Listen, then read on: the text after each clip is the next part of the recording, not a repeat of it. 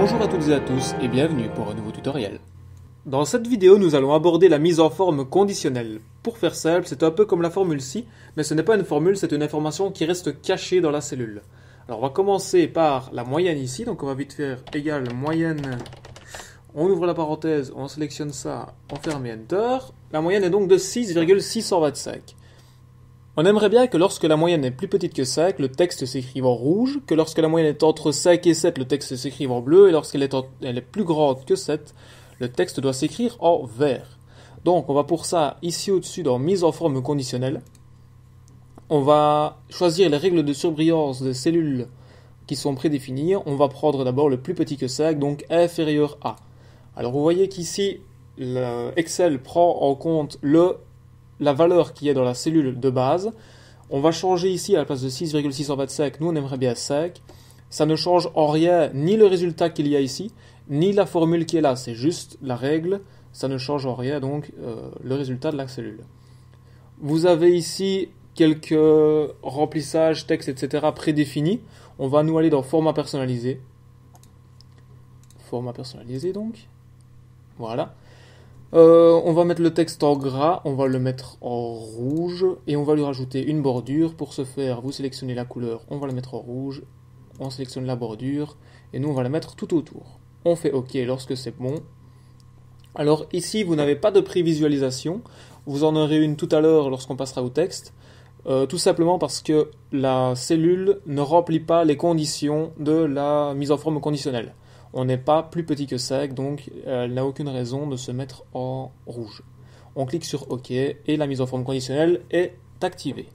Donc maintenant, si je change ici, à la place du 7, je mets un 0, on voit que le texte passe bien en rouge et gras avec un cadre rouge. On va remettre le 7.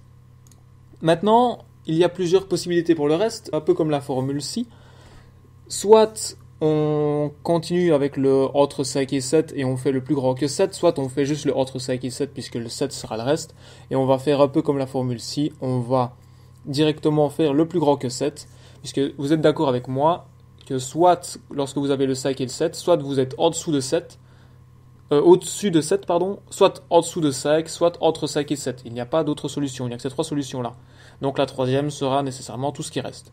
Donc on resélectionne la cellule, mise en forme conditionnelle à règle de mise en surbrillance, et cette fois-ci on prend supérieur à. À la place du 6, on met 7, on retourne dans le format personnalisé, on retourne dans police, on va sélectionner une couleur verte, on va la mettre en gras et italique cette fois-ci, là au-dessous plutôt, voilà, on va laisser simplement comme ça, on fait OK. On n'a toujours pas de prévisualisation puisque la cellule ne remplit de nouveau pas les conditions de la mise en forme conditionnelle. Donc on clique sur OK et on teste. À la place du 7 ici, on va mettre un 10. On regarde, ça marche, nickel. 7,375 est bien plus grand que 7, est bien en vert, est bien en gras, italique. On va remettre le 7 ici. Donc la troisième et dernière possibilité pour cette cellule, c'est d'être entre 5 et 7. Donc comme je viens de vous dire, soit vous êtes plus petit que 5, soit vous êtes plus grand que 7, soit vous êtes entre 5 et 7. On va dire 5 et 7 compris. Donc, maintenant ici, on va directement peindre la cellule en bleu, comme c'est demandé. Parce que si on n'est pas plus petit que 5, ni plus grand que 7, on sera d'office entre 5 et 7 en bleu, ce qui sera la couleur de base. Donc maintenant, on va retester tout ça. On va même changer une autre cellule si vous voulez. On va mettre 0 ici, on passe en dessous de 5, on est bien en rouge. On va mettre 10, on passe au-dessus de 7, on est bien en vert. Et on va remettre, je ne sais plus combien c'était, 8 je crois. Voilà, on est entre 5 et 7 et on est bien en bleu.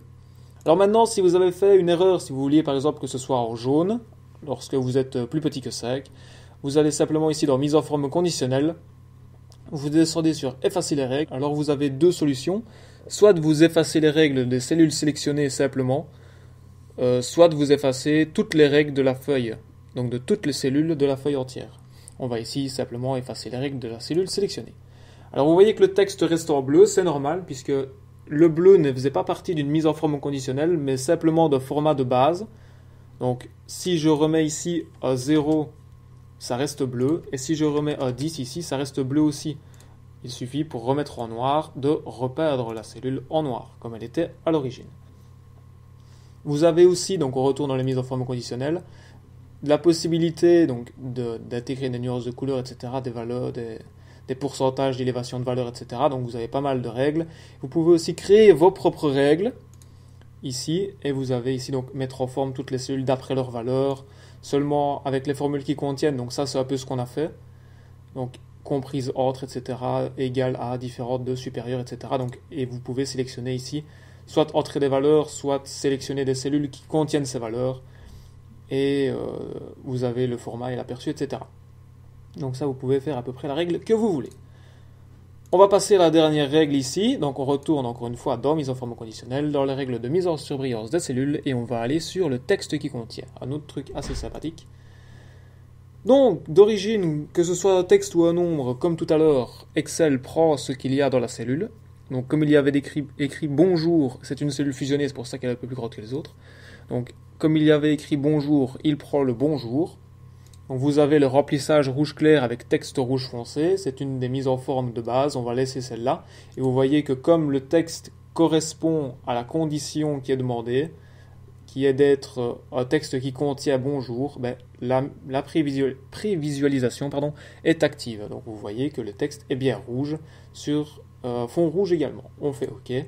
Alors ce qu'il y a de bien avec ça, c'est que si vous voulez rajouter, donc on part dans la barre de formule ici au-dessus, où on peut double-cliquer ici, c'est comme vous voulez, on va double-cliquer là, un petit espace, si je mets à tout le monde, un petit Enter pour sortir de la cellule, et vous voyez que le texte reste rouge parce que si on revient dans la mise en forme une dernière fois, vous voyez qu'on avait sélectionné texte qui contient. Donc ce n'est pas nécessairement que la cellule doit contenir le seul mot bonjour, mais dans toute une suite de mots, même de tout ce que vous voulez de chiffres, il suffit qu'il y ait le mot bonjour pour que la cellule se mette dans la mise en forme que nous l'avons demandé. Donc ce qui est pas mal, par exemple, si vous voulez mettre, par exemple, on va rester sur le bulletin ici, vous avez un bulletin qui est bon, avec une moyenne au-dessus de 7, vous voulez mettre un commentaire pour chaque élève, mais un commentaire non personnalisé, juste pour dire que c'est bon travail en classe, etc. Il suffit par exemple de mettre classe, si vous avez ce mot-là qui intervient seulement dans le cadre d'une moyenne plus grande que 7, et vous aurez tout le texte qui sera en vert, par exemple. Donc voilà, nous en sommes maintenant à la fin de ce tutoriel, j'espère qu'il vous aura aidé. Si vous avez des questions, n'hésitez pas à me les laisser en commentaire, je me ferai un plaisir d'y répondre. À la prochaine!